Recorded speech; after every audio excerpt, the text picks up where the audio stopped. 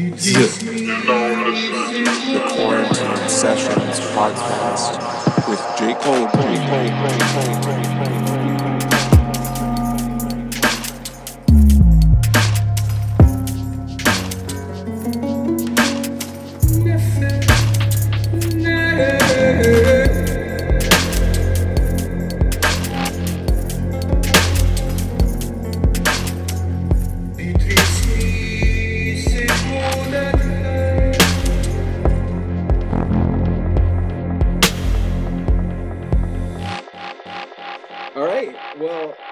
Thanks for joining me today here. This is a special podcast. We have my love, Lika Starinets. We have my friend, Jason Burruss. Jason and I are both musical artists who have contributed to the music collective, Aquatic Collective. So we're like label buddies or whatever, collective buddies. And we wanted to do something special today, which is to talk about relationships and to talk about love and connection and intimacy. Lika and I have been talking about this a lot over the last few months and talking about ways of exploring intimacy and connection that don't feel as limiting or as troublesome and challenging as sort of traditional monogamous relationship structures, in which a lot of possessiveness seems to be present, a lot of jealousy. And this is something that like I've just dealt with my whole life. You know, I've been in a lot of really kind of sticky, possessive relationships where people who once loved each other become really nasty as people's kinds of, people grow and people change and people want to explore different things in their life. And Jason here invited me to talk about this because he had been writing about some of these subjects. And so I proposed this three-way discussion, and I'm really excited to see what comes through. So if you guys want to just take a moment to introduce yourself and say hi to all of our listeners out there. Ladies first. All right, I'm going to start then. So, well, I think I'm going to just start talking about my relationship experience, right? And so I had mostly been in a monogamous type of relationship, and one of them, it lasted for 10 years. So I had experience when you kind of make the whole world around one person. And I always felt that it sort of creates a lot of different struggles and troubles and a lot of conflicts, because sometimes I feel that it's impossible to put all this responsibility for another person, for your happiness, for your emotional stability, for meeting all your needs. It's unfair as well. And so like my history of relationship was always trying like to balance things out between your own freedom, your own experiences, and another person, which is usually quite challenging. And yeah, I've been always very keen to explore new things, and I've been always kind of having this feeling of wanting to be free in the way that taking my own decisions, or just the sense of freedom is something that brings you into life. You really love life when you feel free to explore and to experience. At the same time, you want to keep this connection with the person, right? So yeah, we've been talking lately with Jake. How can we maintain our connection and also be free, and like, is it as individuals and not feel restricted in any sense? Or yeah, it's gonna be exciting to talk with you guys about it and to talk about your experiences as well. Yeah, I really appreciate that. That's kind of what led me to where I'm at mentally as well. And a lot of my changes in how I viewed relationships was based upon like these cycles of monogamous relationships that lasted 3 to 5 years, and everything was amazing. And then things became stagnant. And I think a lot of through these cycles, people experience this like need or want for like desire for human connection. Because when we're in these monogamous relationships, we cut ourselves off from our opposite sex. So it's like, you know, I'm spending all my time with this one woman, and other women can't even like talk to me or message me without feeling uncomfortable. So what happened with me was I decided that I wanted to be not only like allow my partners and lovers the freedom to seek love from other people, but also that I wanted to share empathy and love with friends and other people as well. And it's not all about sex. And I think a lot of people confuse polyamory with this like concept of like, we're all just trying to like get laid or something, but it's not really that. Like I'm pretty reserved sexually myself. And mostly it's about friendship and connection and bonds. And like being able to like spend time with someone else without any jealousy or resentment towards the other. And I offer, you know, my current lover, I offer her freedom, and she offers me the similar. And my previous relationships were incredible, and at the end of the relationships, they actually like ended up kind of, my recent one ended up kind of creating a bond where we're better friends through that breakup. And what happens is we actually separated our needs and expectations of each other. And once we like broke those like bonds of monogamy, we actually became best friends. And so like our friendship actually grew through our breakup, which is kind of incredible to me. And I definitely want to make the point that I'm not anti-monogamy. I'm actually pro-monogamy. I think if two people find love that's compatible, and that they don't have these like unnecessary needs and expectations of each other, and they can spiritually develop together, that's incredible, you know. But what I have found in my life is that it's very difficult to find that, and people tend to grow apart, especially over many years. Like you said, you were in a relationship for 10 years. It's a very long time. And through that 10 years, you both evolve into new people. Like if you think about where you were 10 years ago psychologically to where you are today, that's a drastic change. Right. Now, if two people experience drastic changes, evolutionary, then they're going to be completely different individuals in 10 years. So to say that we're going to still be in this relationship in 5 to 10 years, or create that expectation of monogamy for a really long time or for life, is slightly unrealistic unless those two people are like really like intended to be together. And yeah, I think just like opening horizons and allowing people to see other people, sometimes it actually like makes your relationship more special. Because like, you know, this person dated someone else and she's found that she still loves you more, and so she comes back to you, and that's okay. And it's okay to be like freeing like that and allow people to like experience life and not limit their opportunities as well. I'm also on this universal love tip where if someone finds someone that makes them happier than me, I want them to be happier.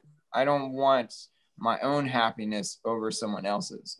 It's more about like everyone being loving. And I think that's kind of a spiritual concept that like, you know, for the greater good of humanity, like whatever is better for this person is better for them. And that's kind of how we can have these breakups, which I prefer the concept like shifting dynamics of my relationships and still be really good friends, because like I just really want the other person to be happy and generally my partners feel the same way. So it's interesting subjects, and yeah, Jake, how do you feel about all this stuff, man? Well, yeah, I appreciate you guys having me on your podcast as well. This is nice. So appreciate you. Yeah, totally, man. It's great to have you here. Yeah, I think that it really, something that struck me, a concept that Lika was talking about is just the idea of freedom. For me, I've been in monogamous relationships in which I felt really, really constrained, and there's different kinds of monogamy also, right? And it has to do with the two individuals and what agreements that they hold and what is deemed permissible and what isn't, but there are monogamous relationships that I've been in where I'm not my partner doesn't want me to talk to other women, doesn't want me to be friends with other women, doesn't, and that is for me really unacceptable and feels really confiding, and makes me feel like I have to compromise my truth and my essence of who I am, which is that I enjoy connecting with people. I enjoy communicating with people, having exchanges, even intimate ones, not necessarily sexually, but like deep emotional connection with other people. And so for me, it's okay and I would expect that of my partners too, and so for me, it's okay within the context of a monogamous relationship for people to have deep connections with people of the opposite sex, friendships, relationships, but I know that even is atypical, and that there are many, many people throughout the world, and it's almost commonplace for there to be monogamous relationships that don't even allow that. And I think that what you were talking about, Jason, is that it isn't about sex, and if you look at the psychological drives behind sex, like there is a physical need for sex, like as an adult, like for sure that we all have. But most of what drives our desires for sex is actually intimacy and connection and vulnerability and all of that. We have equated those two things, even though they're not necessarily mutually exclusive. And I think that you can have deep, intimate connections with a person that are non-sexual. And I've certainly experienced that. And I think that like heterosexual men can have deep, intimate connections with other heterosexual men, and a heterosexual man and a heterosexual woman can have a deep, intimate connection without it necessarily needing to be sexual in nature as well. The relationship could perhaps be more spiritual or more creative or more platonic in nature. Love looks like a lot of different ways. But yeah, it's like I've just been through these really negative experiences that are really founded on primarily fear and scarcity, where I felt limited in dramatic ways by people that were afraid that if I were to experience connection with another person, that they would lose something, and I think that when you're really rooted in love and abundance, which is knowing that whatever you experience with another person, that love is transpersonal and isn't dependent upon that person only, and knowing that love is this thing that is plentiful, infinite, that you'll never be without, and it has nothing to do with just that connection with that person. And even if there is the temporary loss of that relationship, even if there is sadness, grief, whatever, you will have love again. It's impossible to quantify it. It's infinite, you can't lose it.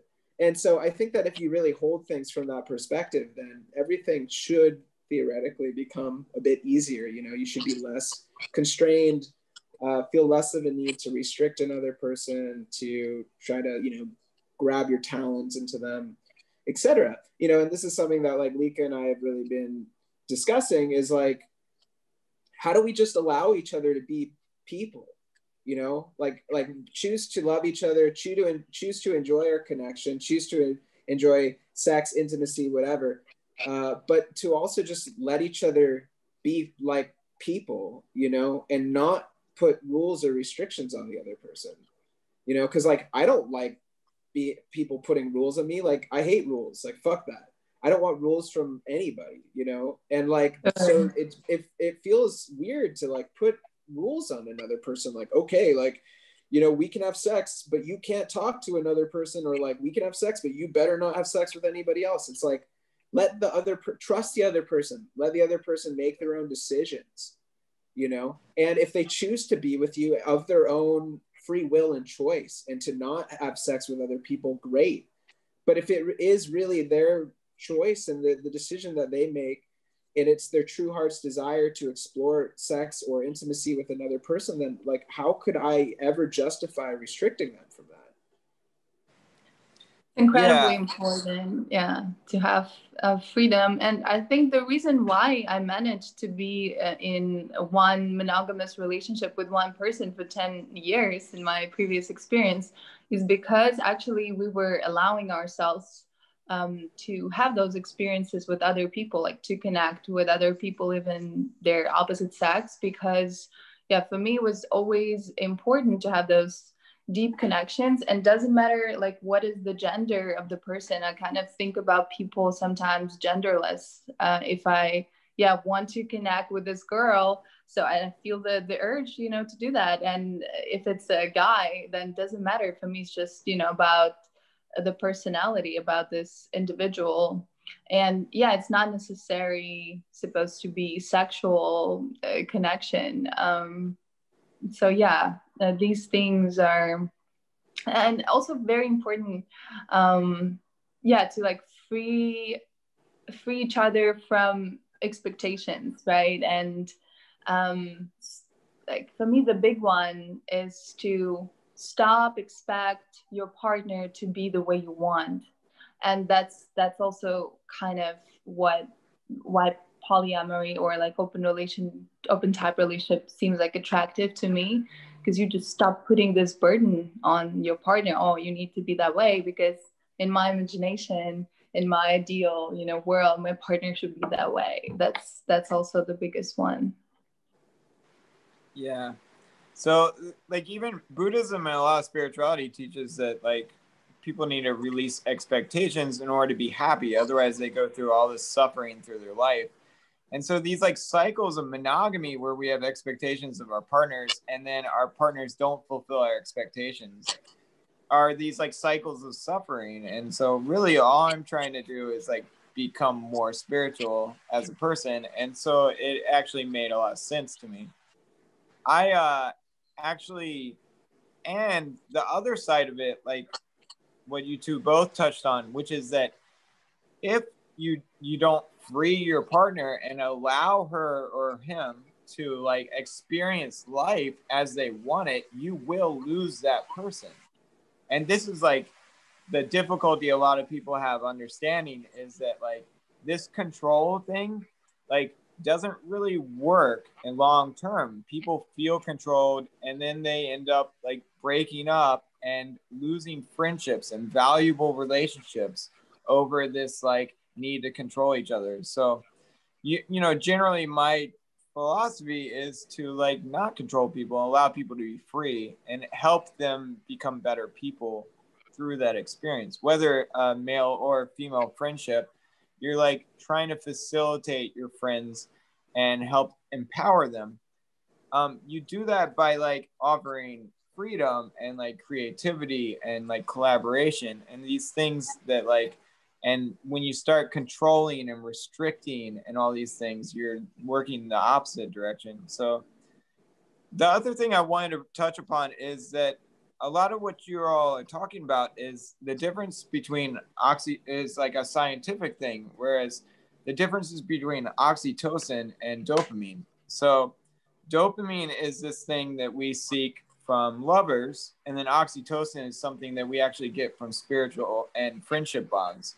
So like, you know, even your friend, even like random friends, like someone I dance with or someone I hug or someone that I'm not sleeping with, I still am bonded with and have this like this bond of this like amazing anti-anxiety drug that like helps me internally and like my own psyche and everything. So our like endocrine systems and neurology is kind of set up in this way that like having multiple friendships is a really important dynamic, and expecting one person to be your release of all your endorphins or it means that like you're dependent upon this person chemically. And so I'm trying to free dependence and needs upon a single individual. And this is kind of what led me to this like understanding of polyamory, was that I felt like in all my monogamous relationships, we became very codependent on each other for our needs. And whereas with polyamory, even though I'm not sleeping with multiple people, I still feel oxytocin from just like hugging and having intimate connections and even intimate communications and conversations with people that I normally wouldn't have had if I was in a monogamous relationship. So the freedom actually allows you to like kind of get your oxytocin and even your dopamine from like other partners and other people. And it's less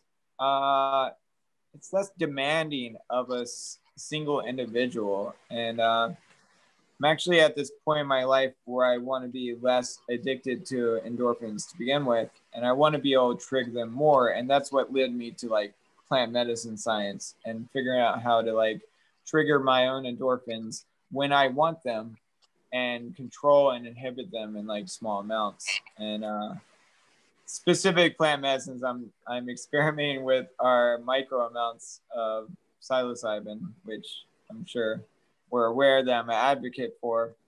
And the other one is Blue Lotus, which is actually a dopamine agonist. So if I go through a period in my life where I feel like this weird like sexual depravity, I'd rather take Blue Lotus extract in like a smoothie or something, and like then I get that dopamine released naturally without having to be dependent upon another person. So it's kind of interesting, but you know, also just really good companionship is all you need in life. But sometimes monogamy doesn't last. And this is the problem people have, is they go into this cycle of they have that great companionship for years, and then it slowly dissipates and fades. And all those expectations we had of another partner to be our companion for life kind of disappear. And that's when like you should be free to travel, go meet other people, go hang out, like do other things to seek companionship, and then come back to that lover or that friend and return to your relationship with new eyes. And this is kind of what I'm not necessarily encouraging on a global scale. I don't think that like everyone's necessarily spiritually ready for polyamory, or they're not able to see their previous partner with another lover and like not get that jealous or spite. But it's something that I've worked pretty hard on myself to not really get upset and not let anything bother me. And yeah, plant medicines also helped me with that, and like reducing anxiety to the point where you're just nothing's left but love. So it's cool. It's all kind of like integral philosophy and psychology that has worked its way into my life and made me happy, and it all ended up culminating into this concept of polyamory as a lifestyle. So it's really awesome. Interesting to me. Yeah, I had a friend that made like cacao that was infused with Blue Lotus, and I tried it a few days ago, and it was really nice. It's cool because like I consider the Blue Lotus to be kind of like really dreamy, like something you want to like drink before you go to bed, and like you can go on like crazy dream journeys. But yeah, it's cool to use it also during the daytime with the cacao, which is more stimulating, and they're both really open-hearted and expansive and activate dopamine and oxytocin like together. But yeah, like it's sort of, well, something I've been thinking about too is that every person is irreplaceable. Like every person's like completely unique, you know? So something that we're afflicted with in general as a sort of a fault of our perception in our culture. And I mean, Lika comes from Ukraine, so maybe the cultures are a little bit different, but I'm just assuming that like Western cultures in general are kind of similar around relationships. Is there's like, we build this thing that is the relationship in our mind, you know? So there's idea of girlfriend, wife, husband, boyfriend, whatever it is. And that is like this entity. right? And then every person that we connect with, we like compare them to that thing that we've constructed in our mind that doesn't even exist. It's like a projection, like a phantom that just like lives as a spirit in our minds, rather than just understanding that every single person is completely different. And the combination of the two elements of us as individuals with that person, the relationship, therefore, that is formed between you and that person is going to be completely different. Like we use the word relationship to describe all of them, but you could use completely different words to describe every single connection because it's a totally different thing, you know? So it's almost like a fault of our language that creates this dissonance, rather than just understanding that I have a relationship with this person that isn't the same as any other relationship I've ever had with any other person ever, you know? So I can't compare it to this idea of like girlfriend or wife or whatever it is, you know? And yeah, it's this other thing too, that like when you allow your partners more freedom, they're going to be happier. And the happier your partner is, generally the happier the relationship's going to be. And then generally the happier you're going to be also. Because like a lot of our happiness in life depends on having happy, healthy relationships. And if like you're in conflict with all your friendships or, you know, your family members or your intimate partners, like, yeah, your life is going to kind of suck. But if you create an environment in your life where you make the people in your life happy, then the environment of your life becomes happier, and then you become happier. So it's like a win-win for everyone, you know? And that's another kind of like core Buddhist belief, which is like, we're all connected. I want to be happy. So by that logic, the best way to make myself happy is by making an effort to make the people around me happy. You know, and I think like using that logic in intimate relationships is a great way to approach them as well. Yeah. Yeah. I think that approaching spirituality to relationships is kind of like what is freeing. And I think this whole like concept of relationships as being this set in stone thing, and we label them and identify them, when in reality, like you're saying, they're much deeper and so like I'm trying to like figure out different labels in my life, but at the same time I'd prefer to like abstain from labels. And when people ask me about my ex-partners and stuff like that, I'd rather not call them ex-partners. I'd rather call them best friends. And then, so it's like this concept of like, oh, she's my best friend, and over like she's my ex-girlfriend. And so it's very difficult to explain to someone that you've been with someone for 5 years, but you're still best friends with them, because everyone's so used to this dynamic of like, oh, that's your ex-girlfriend, so you obviously had a falling out. It's like, no, we're just best friends now. Like nothing changed except we stopped sleeping together and living together. And so it's this like interesting dynamic of how we're using labels in these ways that have been like set in stone. Like this ex-girlfriend has a certain feeling, or this like, or ex-boyfriend has a certain feeling to people. Whereas like, so I'm just like done with those terms, because I don't want to define people as ex anything. Like I'd rather have continual friendships that never stop, you know? And so, you know, part of what I don't like about monogamy is this ex thing that we create when we break up, as if these people can't be friends anymore, as if this relationship, this thing is over completely. And I think that life is way different than that. Like you could break up with someone and then come back to them years later and have an amazing vacation with them in Bali or wherever, you know, and like and still find that love and attraction again when you don't burn those bridges on the way out, you know. And so yeah, I appreciate all the stuff both of you are sharing, so much love. It's really painful too, you know, like Lika and I have both experienced in the dissolution of certain relationships that were primary relationships for us. Like for me, my previous long-term intimate relationship, and her previous long-term intimate relationship of 10 years, like where those people won't talk to us and don't want anything to do with us anymore. And for me, that's yeah, it's painful because like I still love her, and I'm sure that Lika still loves her, not her ex partner, whatever you want to call it. And you know, it's just, I just think it doesn't have to be that way. You know, like I'm on good terms with almost all of my ex-lovers, you know, and I'd rather keep it that way. Cause like, I don't know, it's like if you had loved somebody and spent all this time together and had amazing experiences together, you know, you're not together with somebody for a long time if that wasn't the case. And then why do you have to hate them afterwards? You know, like why do we force that upon ourselves? And you know, like my parents got divorced a couple years ago, and it was kind of like the same thing where my dad's a bit more woke than my mom is. You know, my dad is like, he's into Buddhism, he meditates, stuff like that.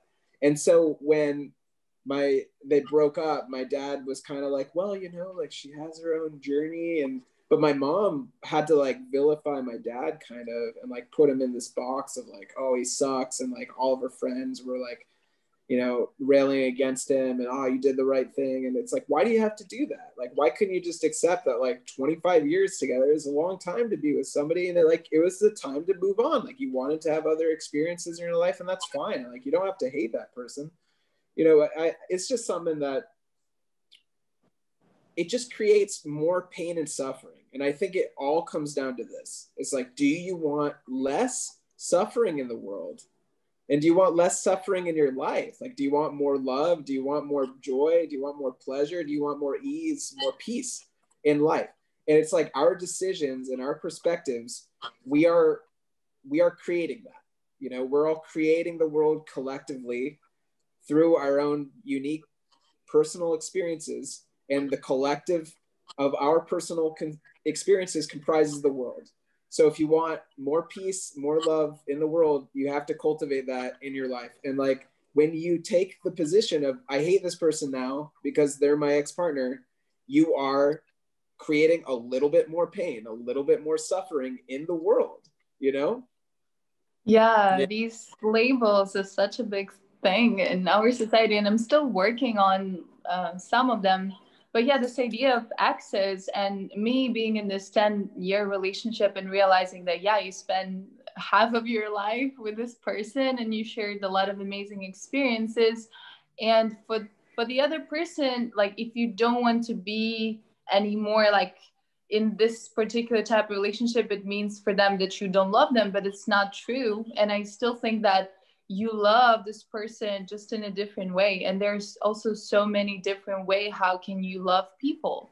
And I think also this love, this word can also have a lot of like shades, and also in terms of the connection and love that you have with other people can also be, you know, so many different ways. And yeah, sometimes I don't understand why can't people just maintain this, you know, relationship even after they break up, but still kind of honoring this beautiful times that they shared with each other, because you can't just erase it and like, oh, it didn't happen, like nothing that happened, it all was just a faded dream. So yeah, I think it's beautiful when you're able to maintain these connections even if you're not as close as you were with these people. And it's a natural course of life, as Jason said. Yeah, you're like with person for many years, and then you're growing, and probably you're growing into a completely different person. Like, yeah, me 10 years ago, it's another personality. And sometimes people just don't go the same road. Doesn't mean that you need to force it. And yeah.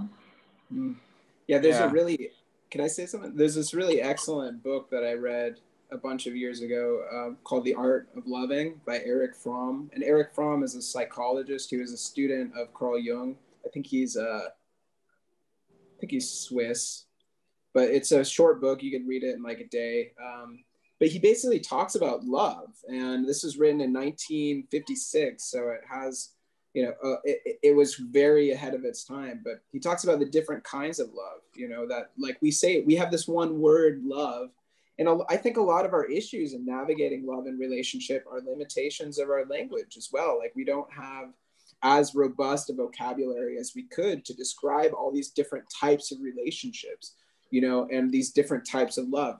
But there are distinct kinds of love. There's eros, which is, you know, sexual passion and love. There's agape, which is the love of friendship. But there's other kinds of love as well. There's the love of like family members, from, you know, like father to son. There's the love of like brother to brother. There's the love of friend to friend. There's self-love. There's love of God. There's love of community, love, you know, like it looks a lot of different ways. And I think that we are very attached to eros, you know, we're very attached to that, the sexual nature of love in regards to intimacy and connection. And a lot of that for sure comes from insecurity. You know, a lot of that comes from the idea of like, well, I've secured this sexual relationship. That's rare. If this person left me, no one else is going to, you know, love me or want to have sex with me or whatever.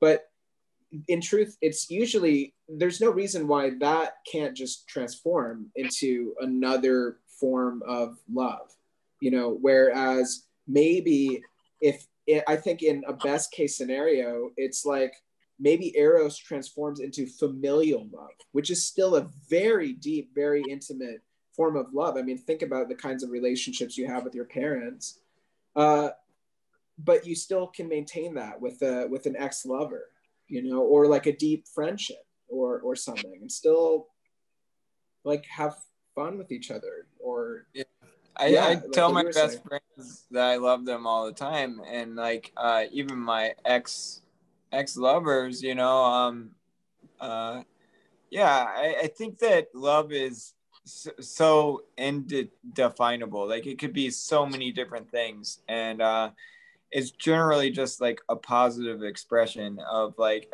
a endearment for another. And you know, I actually, it's funny because we're talking about all different types of love, and I've always been really into like these like love language concepts, and then this other concept of like spiritual, mental, and physical love being these like three separate entities. So like the highest form of love would be if you're connected on like all three wavelengths with a partner, you know.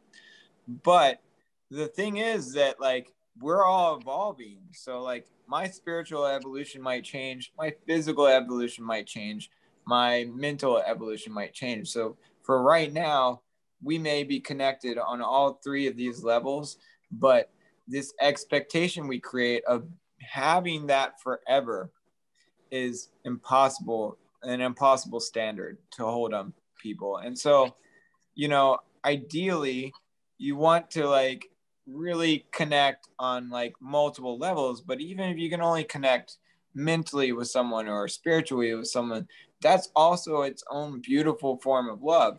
And it doesn't have to be sexual. Like, you know, you can have the deepest, most intimate conversation of your life with someone and never be like physically attracted to them. Or you can have an amazing dance experience with someone, but not be trying to sleep with them or have some sort of physical attraction. So, you know, love is indefinable, and it's all inclusive, and it changes. And I actually created a SoundCloud page which is dedicated to different forms of love. So each mix I put out is like its own form of love, and it's kind of like each mix is its own vibe, and each mix is its own vibe, its own genre, and a different type of love. So it's kind of interesting. But I'm trying to like define different types of love musically, almost, in a way. Cool. So I think likewise. And a lot of those are inspired by people too, where I take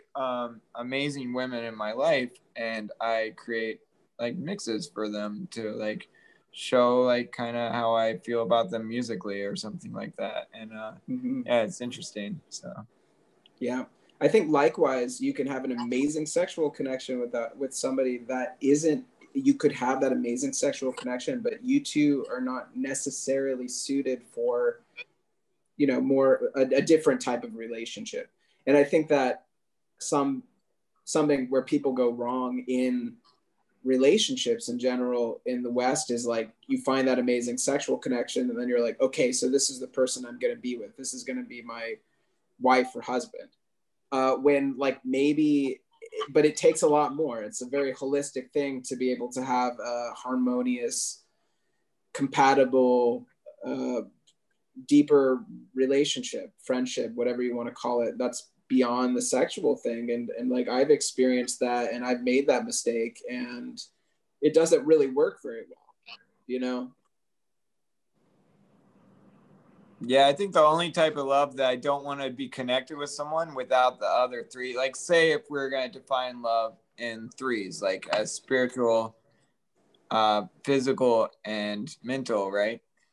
If I don't have a mental or spiritual attraction with a woman, I don't want to pursue a physical attraction. And I think this is why a lot of people get these misguided and brief, fleeting relationships that cause a lot of pain. It's because they just seek a physical attraction without actually like culminating like a mental or spiritual relationship with another person. And the mental or spiritual relationship and connection are the ones that are going to hold the test of time and create like lasting bonded friendships. And without those, you end up with a lot of pain and suffering caused by sex and like releasing all these endorphins and exchanging all this energy without actually like knowing how you feel about another person. And yeah, you know, this is kind of like the difference of like party love and like real deep emotional love, you know? So it's interesting. Like that person you fell in love with. Well, can I say one thing? Yeah. It's like that person you fall in love with for that like one day at Burning Man and then you never see them again. Yeah. Yeah. The playa date. I never slept with those. the playa soulmate.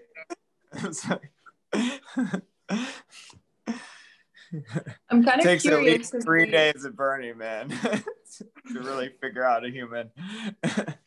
But 3 days of Burning Man is like 3 months in real life. This is what people don't understand. It's like, that's true. If you spend 3 solid days with someone at Burning Man, it's like spending 3 months with them in real life. That's why I don't judge. But then the next week you find out they're a completely different human. But you can also, people can change over 3 months too. That's why I don't judge that friend of mine that like met that guy at Burning Man and married him at Burning Man the same week that she met him, you know? It's like, yeah that's not lasting. I do know someone that did that. Yeah, I think we know a lot of people that fell in love at festivals and then like they went to like, they like flew to like be with the person and it was like, oh, this doesn't work. Like, I don't know. It's completely different in the real world. And a lot of this has to do with endorphins, you know, especially if we're taking like psychoactive substances or like other things. We're really having these like large experiences that are like shifting our endocrine system into like higher states of love.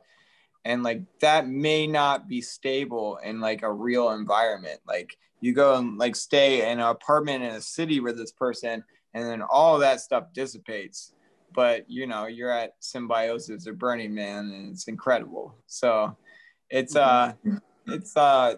love can also be really fleeting, you know, and based upon these like really intense euphoric states that we experience from like dancing or experiencing things. And that's kind of why the pandemic is killing a lot of people's relationships, honestly, because a lot of these relationships were culminated through like travel and experience and like all these incredible things that we do together, whether it's like go out to eat or go dancing or like go experience things together.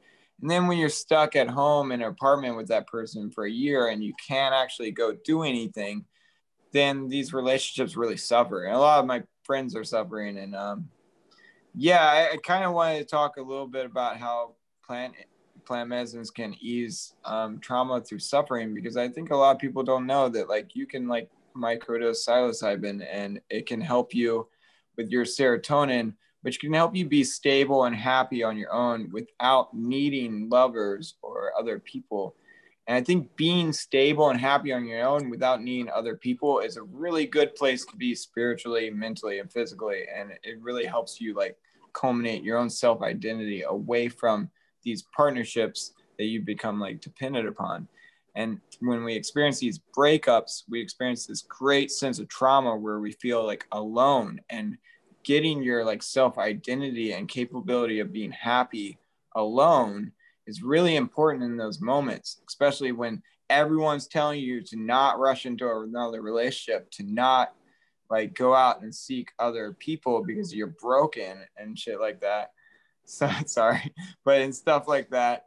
That's the time when like you really, it's good to do some like soul searching and stuff like that, and like plant medicines are kind of here to help us through that trauma. And they've helped me a lot through trauma in my life, but I feel pretty blessed that I've kind of skirted around a lot of the deeper trauma in my life. But I help a lot of my friends just by like spreading knowledge and like teaching people how to like kind of deal with their own psychological issues and trauma, and kind of try to open space for my male and female friends to like ask me questions and stuff like that.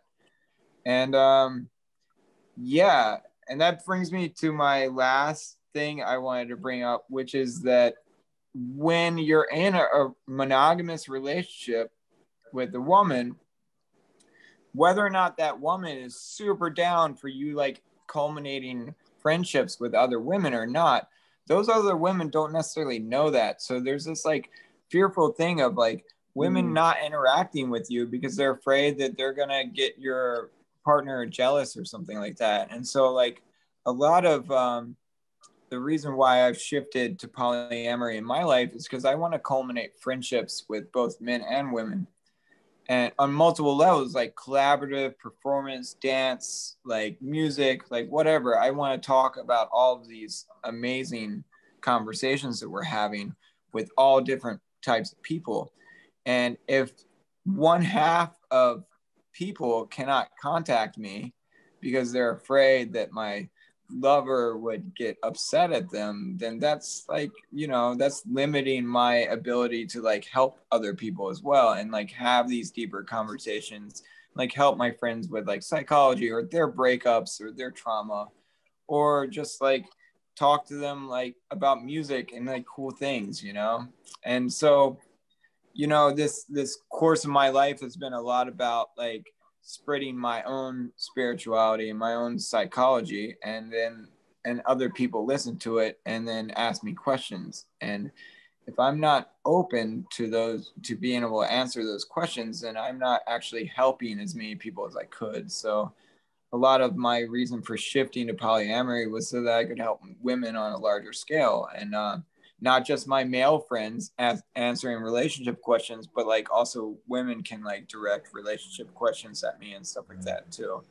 I'm not telling everyone to just start bombing me psychological questions, but like, but I do enjoy helping my friends and like family members and stuff like that, and like different companions and stuff like that. And even previous lovers like talk about like issues and stuff like that. And my past lovers helped me with that as well, like I don't know, my previous lover has been amazing in our transition to friendship, and has been offering me incredible advice when I need advice as well. So it goes both ways, and if I was to like immediately go into a monogamous partnership where my new partner did not like me talking to my ex-girlfriend, then who do I call if I need specific advice, or I want to direct a question to, So it's like the whole thing is really just so that we can have better conversations, better friendships, and less of this like jealousy and spite kind of like creating all these awkward interactions that I believe are just unnecessary. So that's where I'm at. It's interesting. The more we talk about like different aspects of polyamory or like different, shades of it, I realize that was that like all my life I was in a polyamorous relationship, because like actually this is how my relationship looked like, even though like I wasn't sleeping with any other, man, but it's still like, yeah, it was kind of a bit polyamorous. And it's, yeah, I can't imagine my life without having those experiences and connecting with different people, even though they're opposite genders. So yeah, it's such an essential part of having the full experience of life. And it's good when but it was still triggering my partner somehow. Yeah, but it's amazing when you both have this, emotional intelligence to be cool with that and to understand that, and also to work with your own emotions. I think something that Jason said, that yeah, it's not for everyone, because you really need to be in a certain level, right, of your development, or your spiritual development or emotional development, to be, in order to deal with all that, right, and in order to allow the other partner be free without experiencing all these jealousy and yeah, things like that. And yeah, I'm also curious to ask Jason a question, because you were mentioning that you are in a polyamorous relationship, and do you have the other sexual partner, or do you have sexual experiences with other right now people? I'm not trying to share too much stuff about my personal life, but right now I'm I have one lover, and she's amazing, but I also like enjoy conversating with other women and like kind of, holding space for other women as well. And so, and I also call my previous lover like all the time and talk to her like all the time. So we really, my current partner is probably the reason why I shifted towards polyamory. And I don't want to share a bunch of details about her and blow up her spot, but she's incredible, and she has a current partner as well, and so there's an interesting dynamic there, basically. She's seeing another woman, basically, so it's hard to talk about this openly, but they're in a long time committed partnership, and I'm just a really close friend or lover, as we would say. It's the best way to define it is that we're lovers. And so like, and her partner also sees other men as well. And so it's like a pretty interesting dynamic that's new to me, but it also offered me this like spiritual kind of like, because I went into this with like a completely open mind, and I decided that like I wanted to like change my life to like a more open-minded lifestyle as well. And this coordinated with a lot of things in my life and helped me kind of understand more things about myself psychologically. And it also helped me understand a lot of the pitfalls of monogamy that we've discussed, which is the needs and expectations of a partner. And, when you release all these needs and expectations of a partner and you don't expect anything from that person, then like everything's kind of a blessing, and everything's really good, and everything's positive, and people don't get upset, and like, like someone wants to go dance and have fun with their other friends or snuggle their other friends or anything, like I can go do my thing. It's not a big deal. Like, and trying to approach my entire life from this concept. It's not just about that. It's not just about sex. It's also about like everything in my life. I want to just be looser and more open and more like happy about it. I want to have less anxieties. I want to have less fears. I'm negating all of those things from my life so I can just be love. I can just be loving in all moments. And I think the epitome of my personal philosophy is to just embody love in all moments. And if you can do that, if you can like just be loving in all moments to everyone you interact with, then like amazing things kind of follow that. And that's kind of the energy I brought to the island that I live at. And this island has kind of returned that energy with really positive things. And it's hard to not see like parallels with when you bring really positive emotions and energy to a place and you're returned and reciprocated with like those emotions like tenfold over. And so you know, I don't know, I feel really good about myself and where I am spiritually in my life, and a lot of it has to do with the shift from monogamy, and maybe monogamy just isn't for me, which is I think a lyric off of Masego's new album. He actually made an entire album about like polyamory and monogamy. Oh, really? Yeah, it's pretty good. It's kind of like future R&B, but it's interesting because people are talking about these concepts now more than ever. And also, I think that the pandemic is shifting things on many different levels, and relationship dynamics is one of the ways it's shifting it.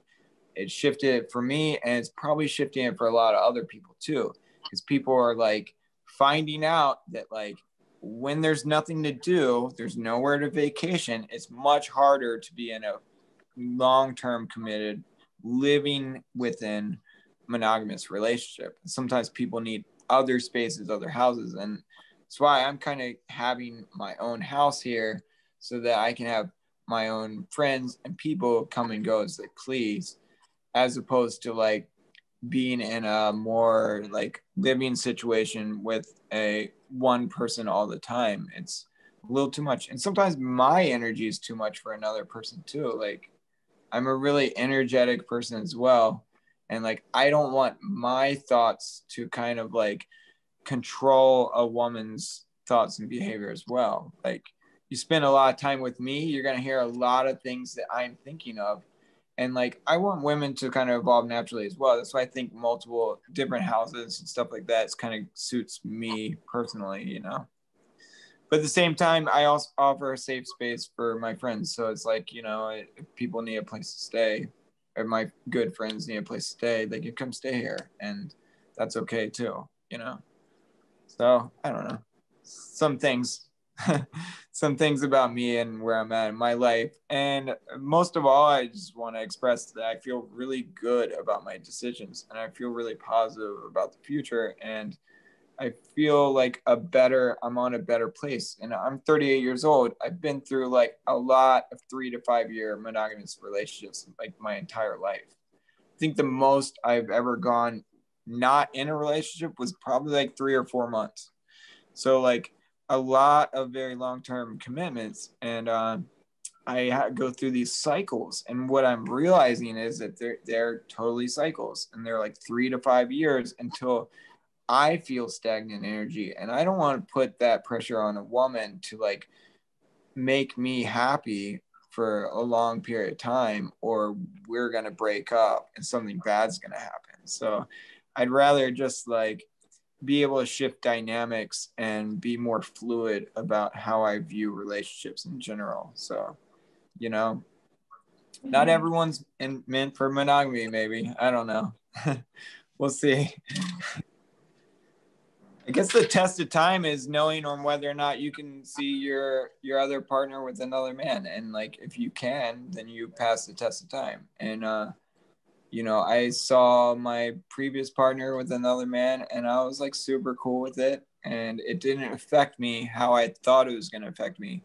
And that made me realize that I could be polyamorous if I wanted to. Like that it was okay, and that like it's okay if someone wants to date this other guy, that's cool. Like I'm cool with that. And I don't think many people are. And I think people can say they're going to be polyamorous, but then they actually see their previous lover with another person, and they have that paradox of that conflict of like, then the jealousy and spite comes up. So it's really a social experiment in many ways, you know, for different people. So. Yeah, I mean, it's also, and this is for any woman that's listening, like it's good for men to have other close women friends that are outside of the relationship, because I find personally, I mean, this is a little, I don't know, it's biased or something. I just think like women are better listeners a little bit than like men are, you know, like if you talk talk to about your problems with like your like bro friends, they tend to give you kind of like advice, and it's like whatever. Like women just naturally seem to be better, more receptive towards kind of just like hearing and like being like emotionally nurturing and open. So in like this last relationship that was in, it sounds like the dynamics of your previous relationship and mine are similar, because she actually, after our relationship disbanded, is now in a long-term relationship with another woman. But like there is a close friend of mine that was a girl that I wanted to spend time with because she was a close friend of mine, and because when things became difficult for me in that relationship, she was like a trustworthy person that I could talk to and process things, and she was really good at listening and holding space for that. And my partner at the time didn't want me to do that because this person made her feel jealous, but her friends were like, no, like, don't you see that's a good thing? Like, you want him to have somebody that he can process things about the relationship with, so that it's not all within the relationship, so that problems can find solutions and things like that, you know. And the hypocrisy of that was that she was also spending a lot of time with her ex-boyfriend and was close with him, and I didn't have any issues in that. So yeah, I guess that just has to do with emotional intelligence and where people are at spiritually, I guess, if there's a way to quantify that, but just kind of, yeah, how emotionally mature somebody is to recognize that these things will benefit them. Like, it will benefit, generally speaking, a woman in a relationship with a man, for that man to have other close relationships with other women. You know, it should benefit the relationship. Yeah, it has to be dualistic. Like, you have to accept your partner and they have to accept you. Polyamory can't be like one person being cool with it and then expecting the other person to be cool with it. Both people have to be on the level. And like you're saying, it's a spiritual level, you know. Not everyone has what it takes, but you can get there. And it's about spiritually evolving and psychologically evolving and being more understanding and communicative. And that's kind of where I'm at with the women that I interact with in my life. It's like I'm interacting with more spiritually and mentally like intelligent women that like understand psychology and philosophy and stuff like that. Cool. Something I wanted to bring up is just there are some kinds of there's a pushback against polyamory. And like, Lika, do you remember we watched that Jordan Peterson video where he was talking with Joe Rogan about why he doesn't agree with polyamory? And his perspective was interesting, and I just want to bring it up and we can discuss it because it's a different perspective. His perspective was that if monogamy is culturally enforced, and that doesn't mean that there's laws for it, but just like socially, if that's the norm and that's what's enforced, then there's greater opportunity for men collectively.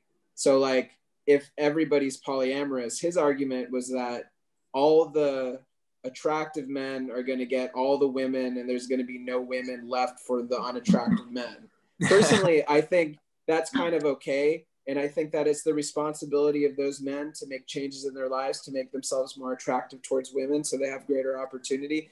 But his argument was that there's just some people that are not capable of doing that. There's just some people that no matter how hard they would ever try, they could never make themselves attractive. And it's going to seed all this discontent. And then that could be dangerous, you know? And that's the argument towards even like arranged marriage, the way it is in India. Like, it seems to actually work, and they've done it for like many thousands of years, you know? And it's easy from like the perspective of being like young and attractive and having a lot of opportunity. But like, some people find these kinds of things very threatening because they realistically don't have as much opportunity romantically or sexually.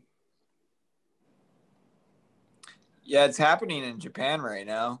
Japan is actually a really polyamorous culture, and most of the younger women between the ages of like 18 and 25. I might be like speaking a little bit too loosely here, but most of the younger women a lot of the younger women will say are polyamorous and seeing multiple men, but a lot of the men are polyamorous as well. So this theory only applies if only one gender was polyamorous and the other gender wasn't. So, and also this theory comes from like Jordan Peterson being like trying to uphold Christian values. And I'm more of a Sam Harris fan myself, but for sure, you can find podcasts of like Sam Harrison and Jordan Peterson debating about religion and atheism on the internet. And I consider myself ABSR, which is like I'm spiritual but not religious. And and it's kind of like I prefer my life to have less dogma and less dogmatic belief systems and less fear as well, which is totally like induced by a lot of these dogmatic religions of like, you have to be this way morally or this thing will happen to you. Right? That's like a very fear-based mentality. Right. And what Jordan Peterson is talking about here is a fear-based thing. It's like being very scared for like male Christians not being able to find lovers because all the beautiful men will steal them up. Like that's a very, very interesting philosophy. I just wanted to bring it up because it's so like counter. Oh, totally. I don't agree with into it. But like, yeah, I mean, and you're right. It takes the view that it's a very limited view that like men are more naturally polyamorous than women are, which is not true. And another great book that's kind of about sex and relationships is Sex at Dawn by Dr. Christopher Ryan. And it's all about an anthropological view of relationships and monogamy and polyamory. He has his own podcast, which is great. He's been doing it for a lot of years. He's been on Joe Rogan's podcast a bunch of times also. But his view is that if you look at it anthropologically, first of all, there's no anthropological basis for human beings being naturally monogamous, which is something that a lot of people have argued about for a long time and try to assert that. What he was saying is that there's nothing that says that men are more inclined towards being polyamorous than women are. And in some cases, actually, societies have formed around women having many partners and men having less. He argues that that's the reason why women make so much noise while they're having sex, whereas men are less vocal during sex, is because it was a way of signaling to other men that the woman would be ready, that it was more in tribal units. It was more of a kind of like orgiastic situation rather than before kind of like clearer boundaries became formed and people became more paired into individual pairs, that it was kind of like everybody was just having sex with everybody all the time.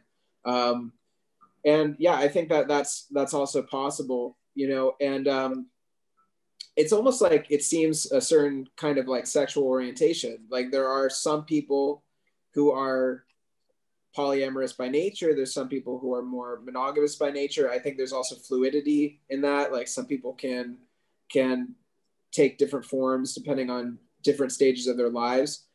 And some people really love investing their time and energy into relationships. And I've met people like this, people that are, I was loosely involved in the polyamory community when I was in San Francisco, not engaged sexually, but just friendship wise. And there were people in there who put a lot of time and a lot of energy into cultivating multiple relationships with people. And this was like their passion. And I think that there is sometimes an illusion that if you're polyamorous, it means like, oh, you can just sleep with a whole bunch of people and it's all free. And it doesn't mean that, because like people have needs. And generally what it means is cultivating relationships, just as you have a relationship with one partner, with multiple people. And if you think about the amount of energy it takes to cultivate a relationship with one person in a sexual, intimate way, for that person to feel safe and to have their needs met and to feel good in the relationship. If you have 2, 3, 4 intimate sexual relationships, it's going to require that much work for all of them. And so it is a lot of work, and it's a lot of time, and it's a lot of energy. And I don't know if that's personally for me to approach relationships that way, because I have other passions and interests that I funnel my time and energy into. But for some people, that's really like their core passion and what they really enjoy doing. And I think for those people, they should have every right to explore that.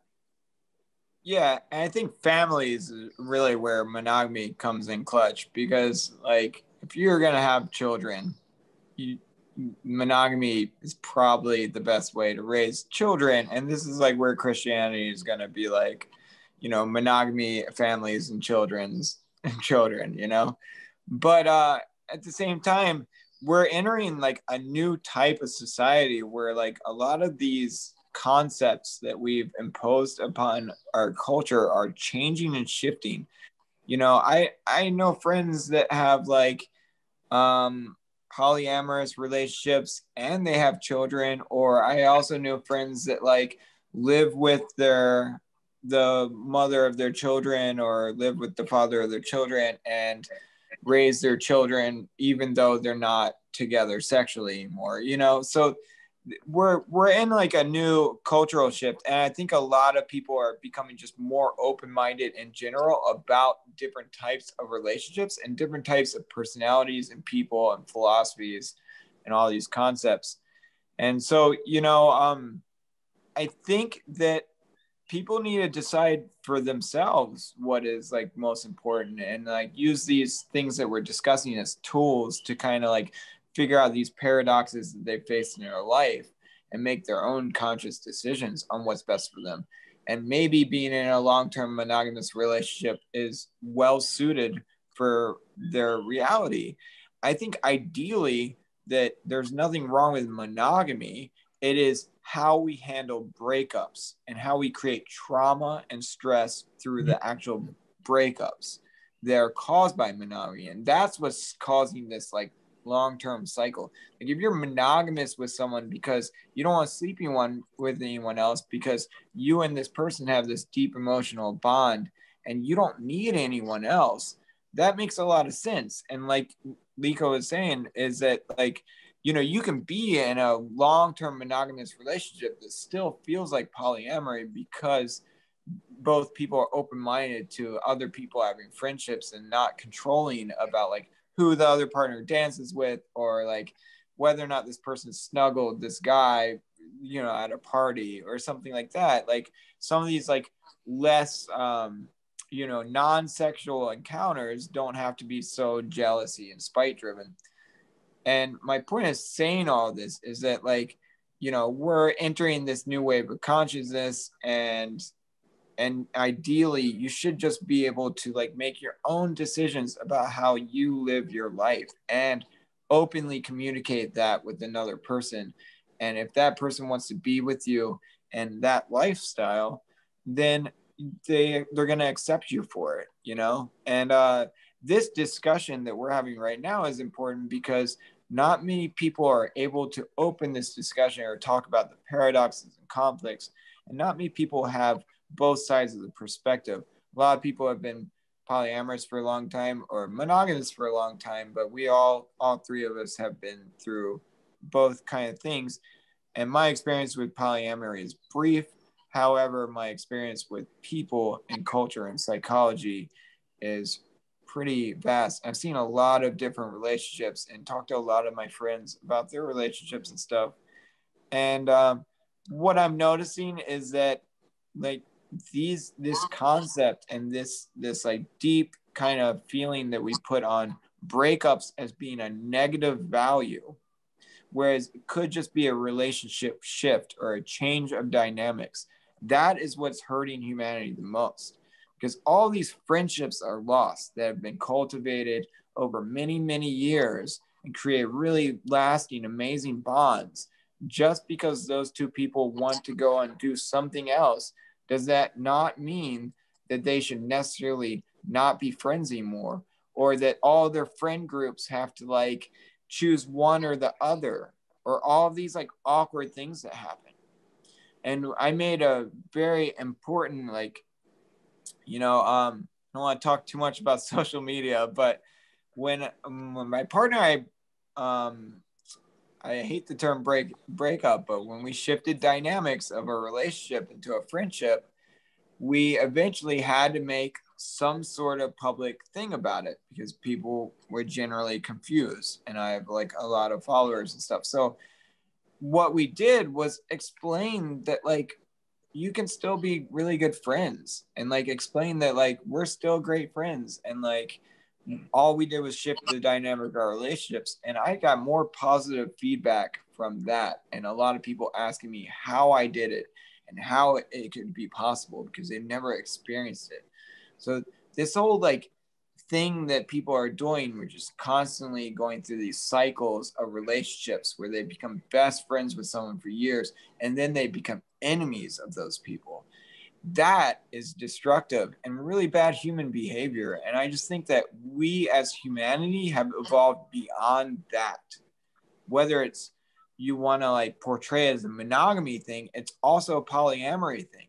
You go out and sleep with every woman in your social circle and then stop sleeping with them and then just start ignoring them. That's also emotionally destructive to those people and your social dynamics and everything else. So, you know, like it's on both sides, and polyamorous people don't have it all figured out and monogamous people don't have it all figured out. And the people that are like culminating like a deeper psychological understanding of life through spirituality or through philosophy, these are the people that are figuring out that like love is generally the answer, and just to be loving to anyone, and no matter if they're doing something that hurts you, just to like get through that pain and trauma and try to come out the other side as a loving friendship or whatever bond, and don't lose that like connection that you have, you know?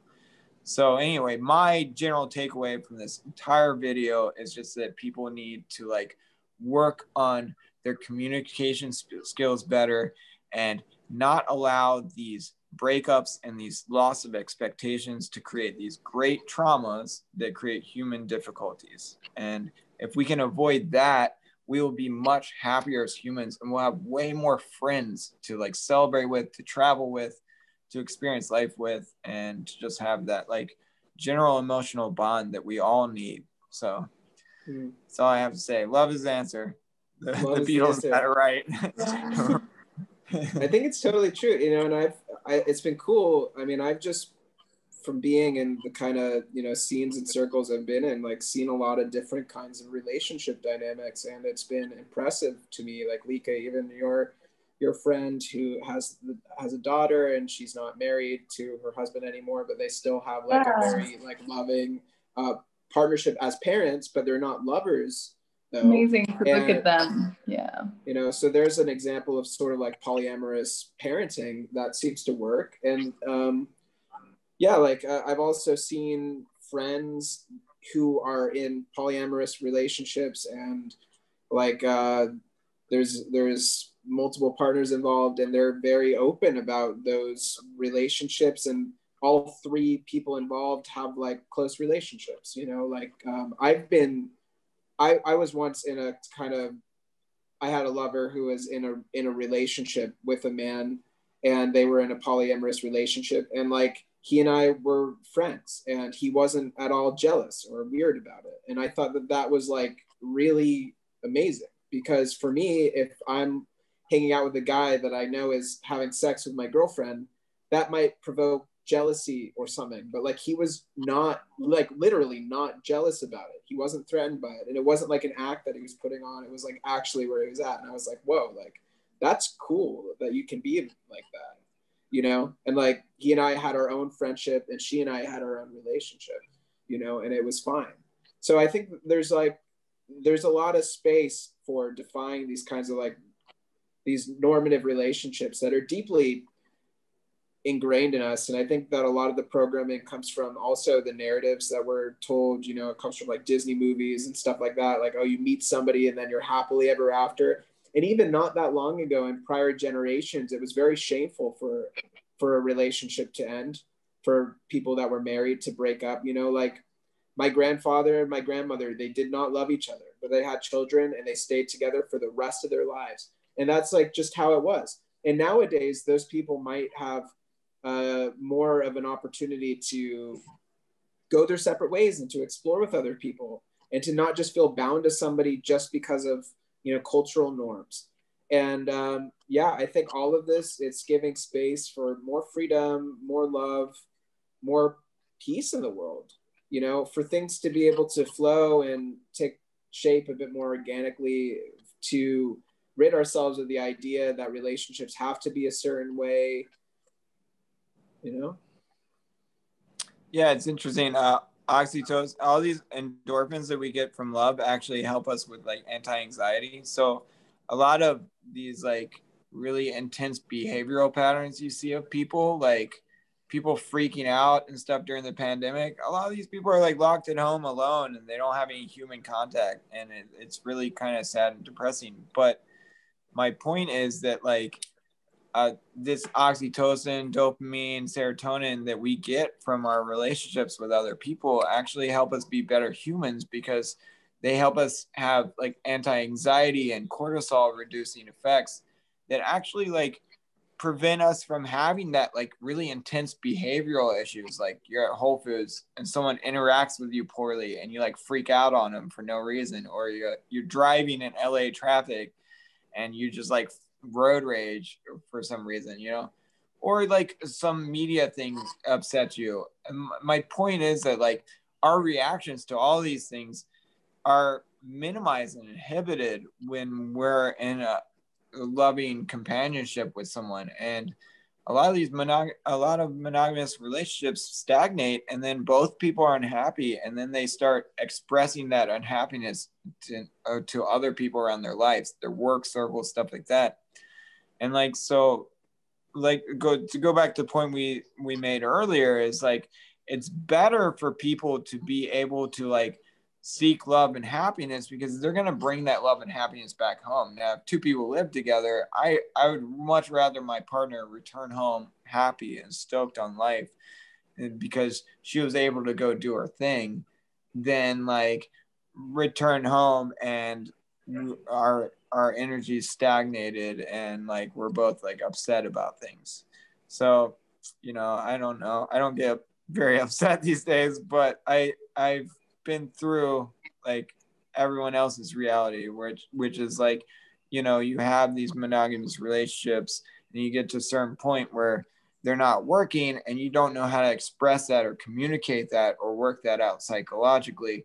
So it starts affecting other areas of your life, like your friendships, your work relationships, stuff like that. And these little insecurities and fears come out and stagnate and develop into other things. And a lot of your like issues are mostly caused by like emotional trauma from like not getting the endorphins that you need to just like not have anxiety, and you know, you have all these cortisol spikes instead of your positive endorphins like serotonin, dopamine, and oxytocin.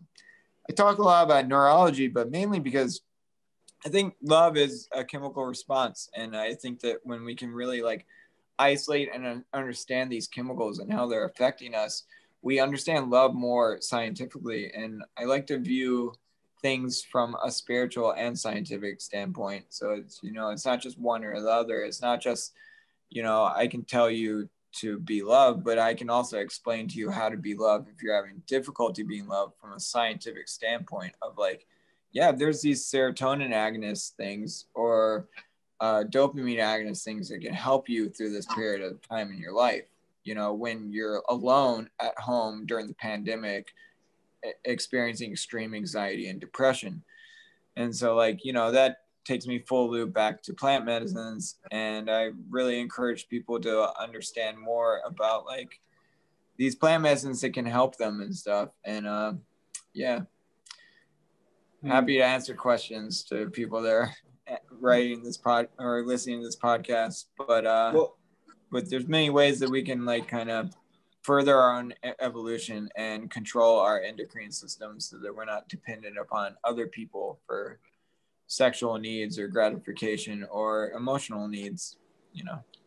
Well, before we kind of sign off, let's talk about that a little bit, because I'm sure that there are people who are listening to this that are stuck in that situation. You know, they're quarantined they're single, they're alone, they're not getting enough physical touch or affection, and that is affecting the way that they feel, especially because it's, you know, also winter in most places in the West, and it's a lot of different factors that are going to impact people's mood negatively.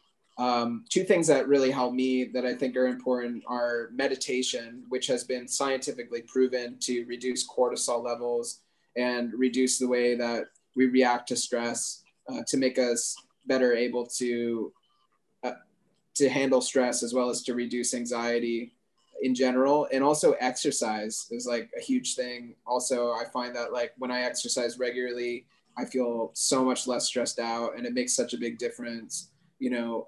So those are two things. And then I'm also in favor of microdosing. I think microdosing can be amazing. And I also microdosed with psilocybin while I was transitioning out of this relationship that I had mentioned earlier in this podcast. And it really helped me to get out of my mind and into my heart, and to feel emotions, let the emotions kind of go where they needed to go, and, you know, to actually process the grief in a feeling way rather than just thinking about it.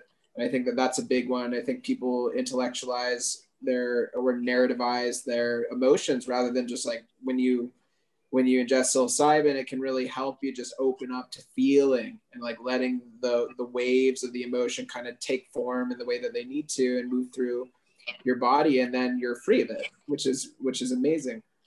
So if you guys have any other ideas about just what, I mean, also like calling close friends, you know, like having like conversations with people and staying connected. I think that we have this amazing opportunity now through social media to do that. But yeah, if any of you have any ideas about that, about how somebody might navigate this circumstance. Yeah, I mean, I'm always happy to talk about this. So I started calling all my friends during the pandemic, and yeah, I actually lost one of my really close friends during the pandemic, who was like kind of an extroverted human, and the pandemic hit him extra hard. And that actually pushed me to explain to people more about and open up more about plant medicines and how they help me personally deal with stress and anxiety. And the main one is the serotonin agonist effects of psilocin, which is in psilocybin. And what people don't understand about this specific thing is there's different alkaloids in psilocybin, and what you're really looking for if you want an anti-anxiety thing is a higher psilocin content than some of the other alkaloids that create more of the psychoactive state. So, but you're also looking for a micro amount that is subperceptual, something that a smaller amount between like 65 to 100 milligrams for like smaller women to men. And yeah, and there's like ways to kind of dial it in for yourself and like make it so that you can like function on a normal daily basis. But mostly what we're finding is that people that suffer from SSRI that take SSRI medications and MAOI inhibitor or MAOI medications for their anxiety and depression can actually use microdosing, and it has better effects, and it's less toxic to your liver. It's non-toxic to your liver, and it doesn't have the long-term effects called serotonin syndrome, which actually like makes it so that you're chemically dependent upon your SSRI medication in order to be happy at a later date. So a lot of these pharmaceutical medications are actually impairing our endocrine systems. So like staying at home during the pandemic and taking SSRIs every day for like 2 years may not be that great for you. And it may actually impair your ability to be happy at a later date when you want to get off the SSRIs. Whereas microdosing doesn't have that effect. It's non-toxic. And this plant medicine is here to help us. And it is a natural anti-anxiety and natural antidepressant. But like I said, things are strain specific, and it's very important to understand the amounts that you're ingesting. And so like, you know, just be careful, be safe, and approach everything as like science, you know. The other thing I experimented with is blue lotus extract, which is actually like legal basically everywhere. It's not like FDA recognized, so they don't really, you won't find it places. But the blue lotus extract offers like a really potent way of like triggering your dopamine response. So the reason why I talk about this specifically is because mostly for ex-opiate addicts, when you come down off of opiates and you finally quit, a lot of people return to opiates because sex wasn't as good or these things. And what they did was they made it so that they could only trigger their dopamine using this chemical. And what I'm hoping will come out is that this other natural dopamine agonist and the serotonin agonist can be used to get people off of SSRIs, and this can be used to get people off of opiates, giving them a natural way to transition. Now, how this applies to people that aren't already on pharmaceuticals and addictive things is that these things also help us with trauma. And by helping us trigger our endorphins and be happy by ourselves at home, you know, during a pandemic, when we have no way of seeking happiness, and we might have gone through some extreme trauma, these things will help us process and integrate our trauma better. They'll help us understand it. And mostly I'm speaking about microdosing particularly. And the reason why microdosing helps you process and integrate trauma is because you're remembering the trauma while having serotonin introduced to you, because the molecule looks very similar to serotonin, and it actually feels very similar to serotonin, and actually jumpstarts your natural body's serotonin. So what's happening is when you remember your trauma, you're now reintegrating it into your psyche. And this is what a lot of the new psychological studies are showing about the MDMA trials as well, is that when you rethink about this trauma, like, I just broke up with this person, my life is over, this kind of logic of like this breakup being so tragic, and like I'm never going to be happy again, I'm never going to find another person again. Now instead, when we trigger our serotonin and have those same thoughts, we're going to think about them from a completely different perspective. But when we suffer like extreme trauma, like ex-vets and stuff like that too, when they remember that trauma while having serotonin introduced to them, they actually rewrite those memories with a positive light. And now when they remember the trauma in the future, they remember their breakup as not being so bad, or they remember that thing that they experienced in the military as not so bad. And so, you know, it helps us remember our trauma, it helps us push back, it helps us integrate it. There's a lot of amazing things in which these plant medicines can help us with trauma.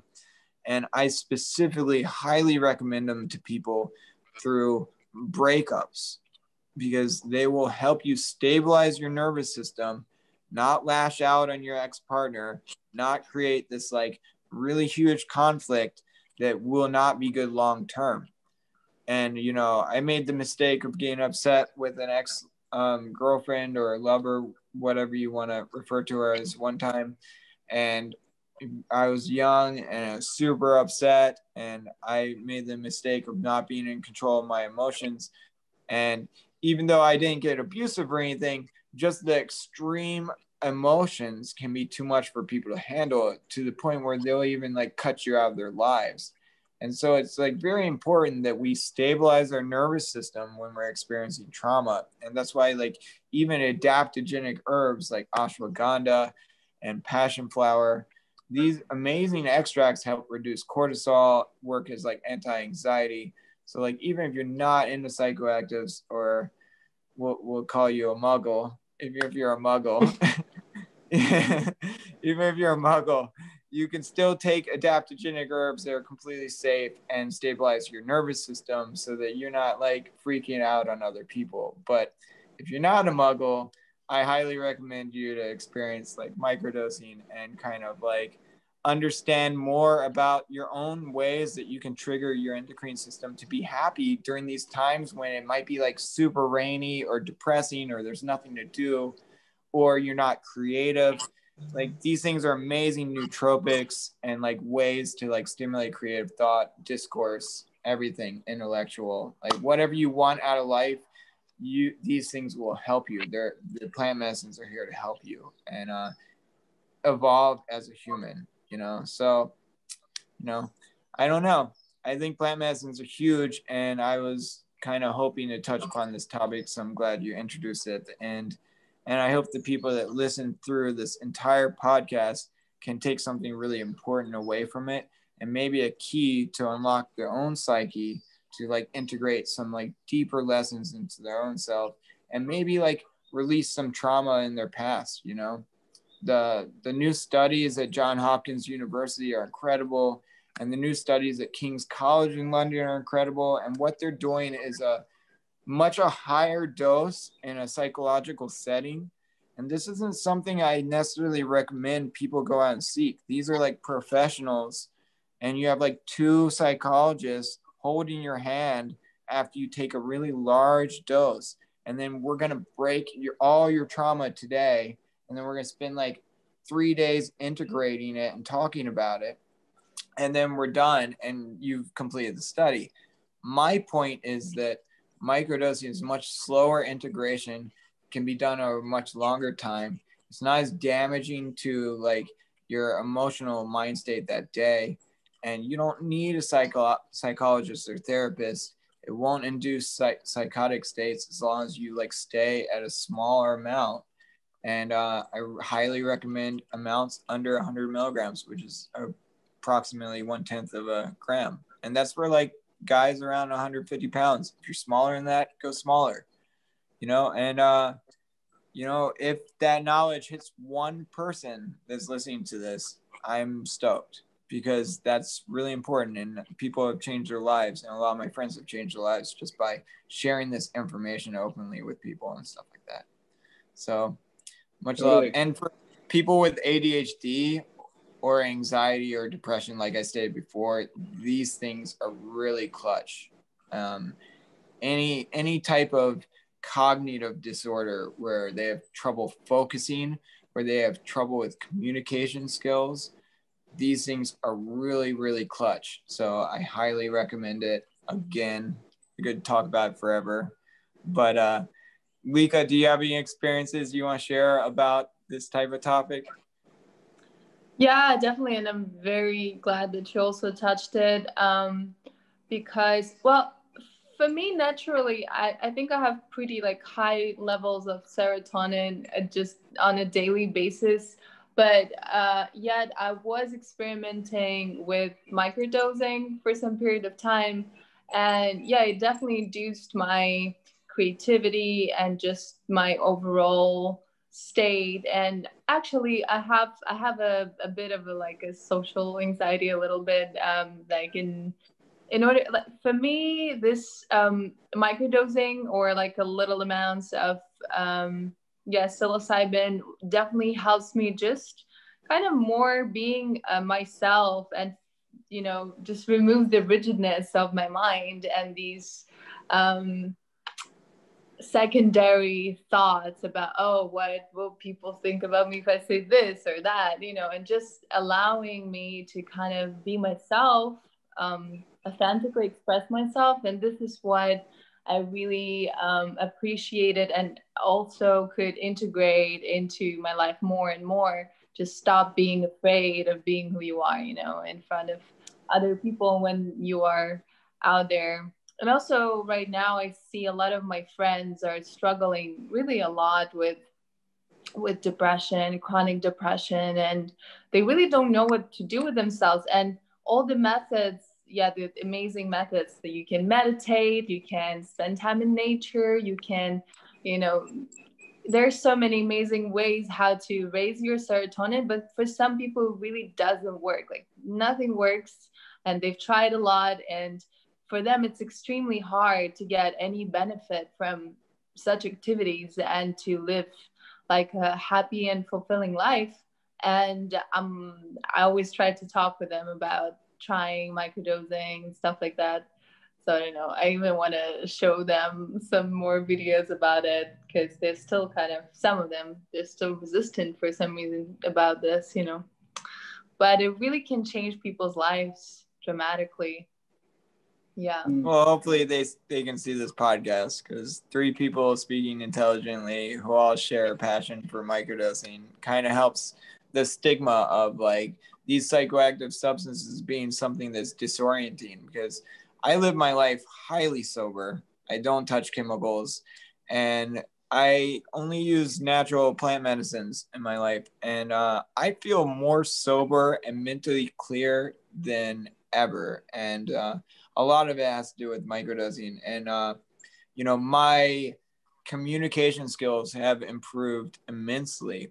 And that comes from someone that has struggled and taken speech therapy classes when they're a child and stuff like that. Like there's Paul Stamets even talks about how it cured his stutter. Like there's a lot of information out there on how it just helps you be a better person overall. And a lot of the reason why it changed me is exactly what you're describing, which is the fight or flight mechanism would kick in, and I would have these overlapping thoughts, which cause this like ADHD mind state that makes it so that I can't focus on one singular thought, because I have this anxiety thought coming in overlapping my other thoughts. So I would stop mid-sentence, I would stutter, all these things would happen that would impair my communication skills, and those don't happen anymore.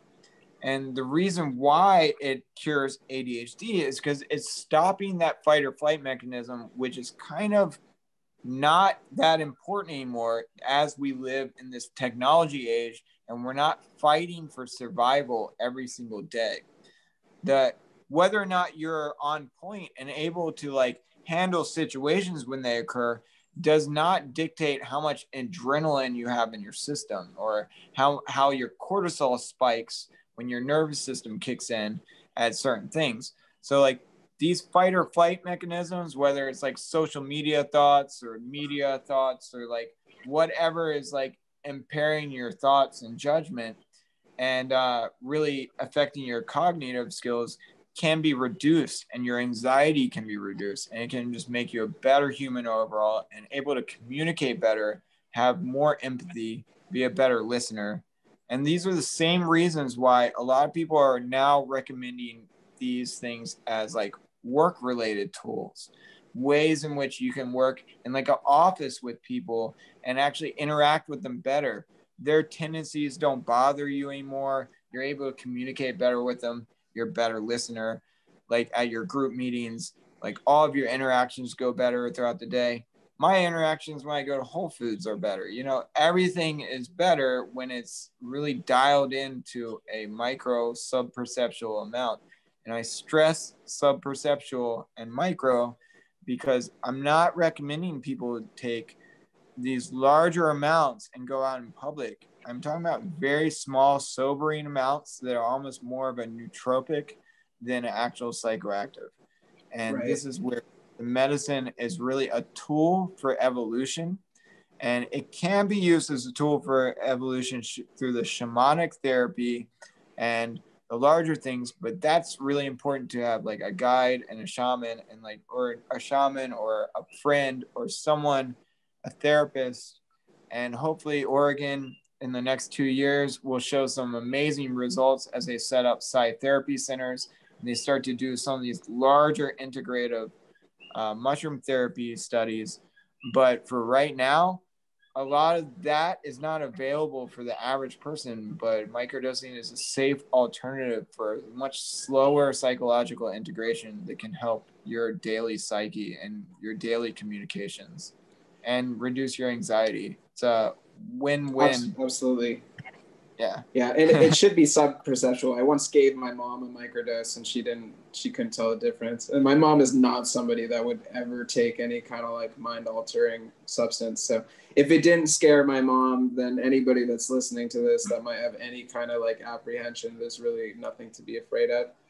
Yeah, my ex's parents we'll call her ex, my previous lover's parents, loved them, and they called them happy pills, basically. So, and yeah, it helps for older people too, because it's actually preventing Alzheimer's and Parkinson's and a lot of these neurological conditions that like happen when you're old age. Like if my communication skills are clicking now, what's going to happen 20, 30 years when my brain starts to slow down? It's really important, actually more important for elderly, but it's very difficult to explain it. And that's why these social stigmas have to reverse, and they are. And hopefully Oregon's the first place to kind of present it in a new light, and it'll spread to the rest of the country, which there's a lot of optimism from my friends and people who believe in this medicine that it's going to spread to the rest of the country, and that something amazing is going to happen in the next 5 to 10 years. So absolutely. Hopefully that happens. Yeah. Well, but I'm talking guys, about U.S. So other countries, like I don't know. Bali might be a while, but yeah. I don't know. I don't know much about Bali, but hopefully things are shifting here, because a lot of our friends are stuck on the mainland and they need this medicine more than ever through this like pandemic and all these like political crises and everything that's going on that's creating all this negativity. It's really hard to stabilize your nervous system and not allow all this negative energy that's that's coming through your portal to, like, we call an iPhone like a portal to hell if you like look at the wrong things, you know. It's like there's a lot of like intense energy coming through, even like Instagram now and Facebook and all these social media platforms and even the media. And like it's very good to be able to handle that and your nervous system to not spike. And that's why stabilizing your nervous system is important. That's why even adaptogenic herbs are awesome. Mushrooms like reishi mushroom are incredible in so many ways. And reishi, chaga, lion's mane, I can't stress the importance of those either. Really good take those high 3 quality every day. Yeah. Obviously I do too. We're all on the level and we've never met or talked before. So it's nice talking with like-minded people. And this is a really awesome podcast. And yeah, absolutely. Yeah, it's such a pleasure to do this with you guys. And I got to run here pretty soon. But yeah, this is a really inspiring conversation. If any of you guys have any poetic words to land on, I'm all ears for any closing thoughts. Lika, you got anything poetic? I'm thinking about it. Okay. No pressure. Poetic. Well, my advice is to try to be love in all moments. And if you can do that, you will be happy. That's literally, it sounds really simple, and it may be that simple. And, you know, like remove anxiety from your life, do things that make you happy, be love to the people around you. And that's all. You'll find happiness through those things. Yeah, I think just realizing that love is pretty much everywhere. Like we're surrounded with love constantly, and if you choose to see it and to acknowledge it in every person that you're interacting with and with nature, with everything around you, then you're just going to be filled with love, and you'll be more more receptive to other people and just more happy. And yeah Absolutely. Well, yeah, much love to you guys, and much love to everybody who's been listening thus far. And I hope you feel your heart has grown 10 times the size of what it was initially. It's heartgasms like that scene from The Grinch Who Stole Christmas. It's like, oh, it hurts for this. That's what I'm hoping for all of you who are listening right now. Awesome. All right, guys. Well, I'm going to come to Bali and visit you all in the future. So Yeah. Please expect do, to see you man. in person sometime. Let's try to make an event or something. We'll try to work it out. Yeah, sounds good. All right. Much love, guys. Enjoy the rest of your day. Be well. Bye. Thank you, guys. Bye.